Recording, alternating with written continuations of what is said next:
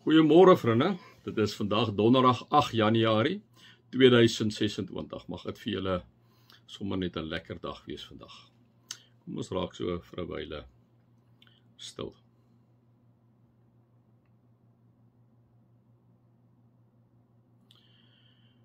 O Heilige Gees, baie dankie vir u nabyheid elke sekond van ons lewe.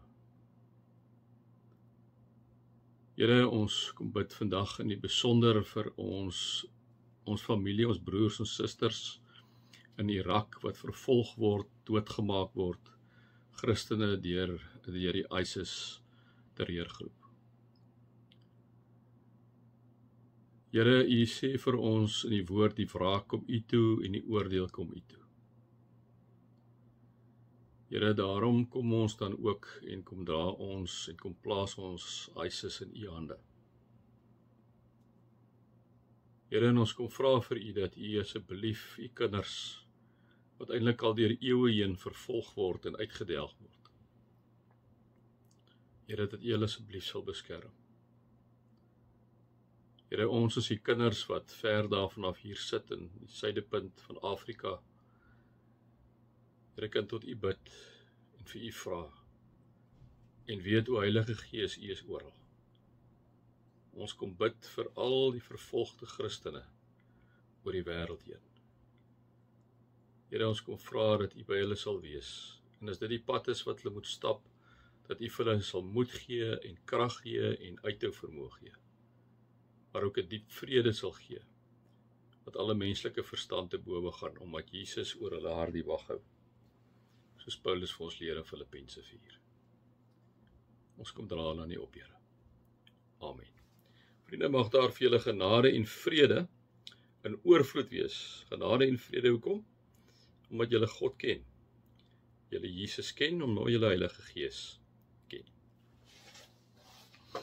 Vriende, ja, dan gaan ons aan hierso in Kolossense 2. Ons het nou gister 'n bietjie stil gestaan waar Paulus vir ons gesê het, maar hoor hierso, julle is met in verbondenheid met Jesus lewe en besop vir die oorlewering van mense wat wettiese godsdienstige reëls op julle kom plaas, en dat Christus nie die sentrum of die kern van alles is nie, dit al hierdie ander goed se add-on, en hy kom sê eintlik vir hulle besop daarvoor.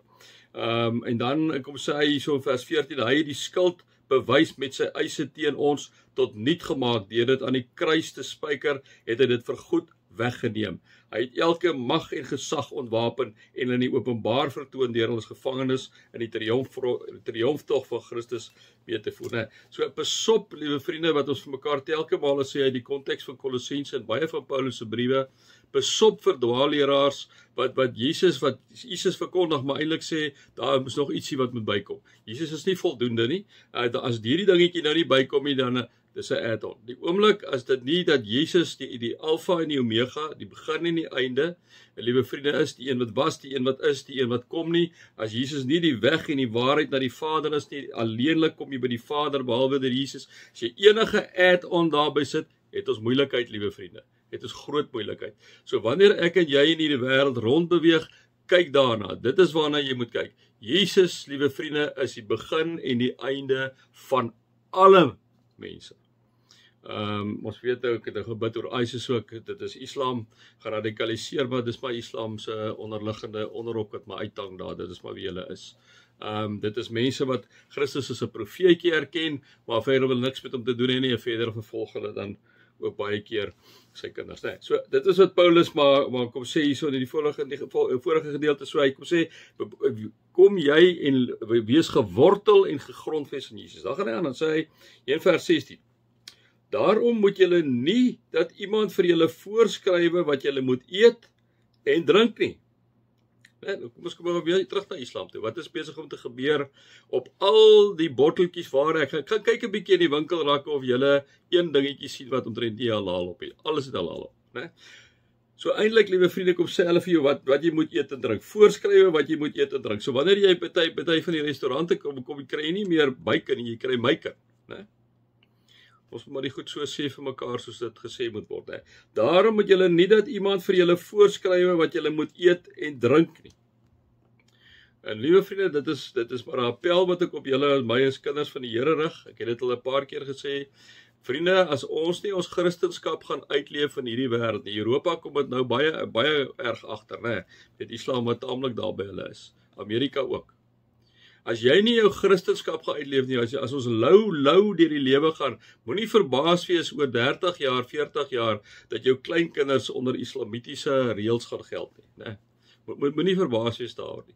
So wanneer ek en jy lou raak, sê die Here ons nou maar inderdaad vir ons in Openbaring spoegetjie uit my mond uit, hè. Dis nie in Openbaring is op 'n ander plek, sorry. Ek dink nou staan by die deur en klop, die wat vir my oopmaak sal ek ingaan en saam met hom. Hy staan op 'n ander plek, skies daar, ek het nou vergeet dat my kopie, maar besop daarvoor. Die Here soek mense wat hom absoluut aanbid, wat hom absoluut dien. En vriende, as ek en jy kinders is van die Here, kom ons sê dit vir mekaar in die nuwe jaar. Kom ons gaan nie lou hierdie nuwe jaar in nie. Baie keer, liewe vriende, as ons nou terugkyk na verlede jaar, dan moet ek vir julle vra, en ek vra maar vir myself af, was julle maar lou Christen, of was julle aan die brand vir die Here Jesus? Dis 'n vraag wat julle vir julleself moet afvra, en vir myself moet afvra, né? Kom ons sê vir mekaar hierdie jaar, kom ons wees brandend vir die Here. Kom ons vat die goed wat vir die God belangrik is en staan daar. Kom ons lees die Bybel. Kom ons bid. Kom ons gaan na die Here te loof en aanbid op Sondag. Kom ons stel die voorbeeld vir ons kinders daar.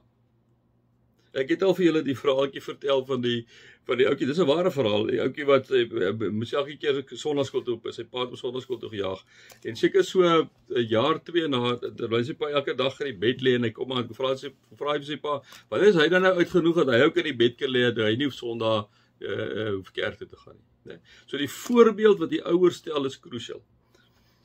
Daarom moet julle nie dat iemand vir julle voorskrywe wat julle moet eet en drink nie. Of dat julle die jaarlikste feeste of die nuwe maansfees of die Sabbatdag moet vier nie, né? So besop vir al die add-ons. Jesus is bo alles. Hy's die hoof van die kerk, maar hy's ook hoof van die heelal. Van God die Vader, God die Seun, God die Heilige Gees. En liewe vriende, wanneer ek en jy die Nuwe Testament lees, net die evangelies gelees, gaan kyk enige ander boek. Gaan kyk maar die Koran, gaan kyk hy goed. Liewe vriende, dit is Jesus, die voorbeeld wat Jesus stel, daar is op geen ander plek waar so 'n voorbeeld gestel word in die in die mensgeskiedenis tot nou toe nie. Gaan kyk na dit, vriende, so besop vir al hierdie snaakse goedjies wat hy moet doen. Dit is alles maar net die skaduwee wat sou kom, die werklikheid is Christus. Kom sê Paulus, moenie dat iemand wat behaag skep in danige nederigheid en aan die aanbidding van engele, wat ek al vir julle gesê het, dit is die konteks waar mense aanbid engele, gnostiek, dat jy jou liggaam en jou siel skei nie. Ek sien nou op Facebook van die adult entertainers op, wat ek nou net toevallig daar gesien, wat sê, hulle is 'n devoted kind van die Here. Nou vriende, dit is mos dan nie, waar val jy nou uit as jy dit sê, né? Nou, dit kom daarby, en dit kom uit die gnostiek uit, vriende, dit is 'n praktiese ding om vir julle te illustreer. Wanneer ek en jy die liggaam en die siel skei, dan kom ons by sulke stellings uit, dat jy's in die adult world, jy's by OnlyFans, en dan so 'n klomp ander goed, wat ek nou die dag sommer toevallig oor die goed gekom, en dit wat my getrek het, was die feit dat 'n persoon sê, adult entertainer, en devoted Christian, dit het my onmiddellik getrek, om te sê, maar wat gaan nie aan? Dit is nonsens, vriende. Dit is nonsens. Dit is wanneer jy die liggaam en die siel begin skei en sê, wat ek met my lyf doen, het geen impak op my geestelike lewe nie. Dis gnostiek, liewe vriende. Hulle besef dit nie. Hulle is eintlik in 'n eeue-oue dwaalleer vasgevang nie. Jy kan nie God en iets anders aanbid. Jesus en iets anders aanbid nie. Dis God, Jesus, die Heilige Gees alleen. Hulle bepaal alles in jou lewe. Moenie dat iemand wat behaag skep en daarin nederigheid in die aanbidding van engele en die voorgee dat hy allerhande visioene en dat hy voorgee dat hy allerhande visioene gesien het, julle daarmee mislei nie. Dis die ander kant, liewe vriende. Jy sien baie keer mense, het jy die visioen gesien of God het met hom gepraat, dan kom dit uit soos ou Dani wat nou 'n visioen gesien het, 'n droom gehad het dat die einde van die aarde hier so is en toe sit nie waar nie. Besop vir hulle, God sê. Moenie dat julle daarmee mislei nie. So iemand verhef hom oor wat hy in eie waan van homself dink en hy hou nie aan die hoof van Christus vas nie, né? Dis baie keer hierdie sogenaamde profete. Besop vir hulle, vriende. Besop vir hulle. Uit Christus groei die hele liggaam, ondersteun deur die gewrigte en saamgebind deur die spiere, soos God dit laat groei. Jesus Christus alleen, alles, oral, te alle tye. Mag julle God se liefde ervaar, sy nabyheid ervaar en sy genade ervaar. Amen.